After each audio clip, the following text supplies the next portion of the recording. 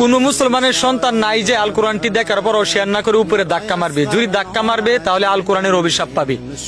কোন মুসলমানের সন্তান নাই যে আল কোরআনটি দেখার পরও শেয়ার না করে উপরে ধাক্কা মারবে। যদি ধাক্কা মারবে তাহলে আল কোরআনের অভিশাপ পাবে।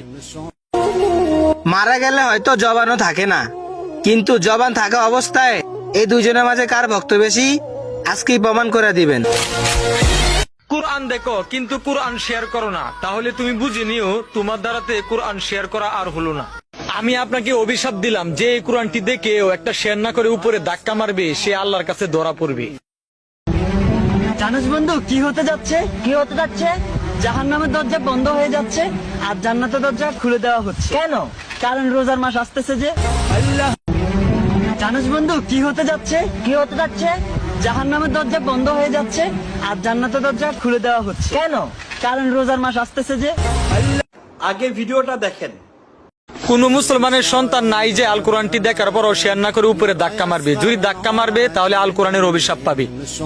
কোন মুসলমানের সন্তান নাই যে আল কোরআনটি দেখার পরও শেয়ার না করে উপরে ধাক্কা মারবে। যদি ধাক্কা মারবে তাহলে আল কোরআনের অভিশাপ পাবে।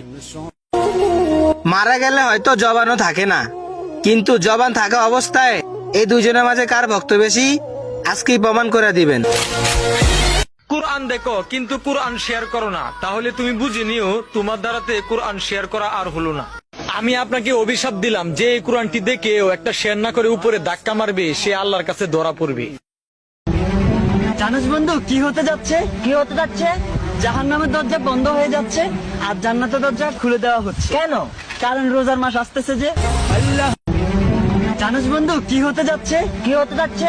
জাহান্নামের দরজা বন্ধ হয়ে যাচ্ছে আর জান্নাতের দরজা খুলে দেওয়া হচ্ছে। কেন? কারণ রোজার মাস আসতেছে যে।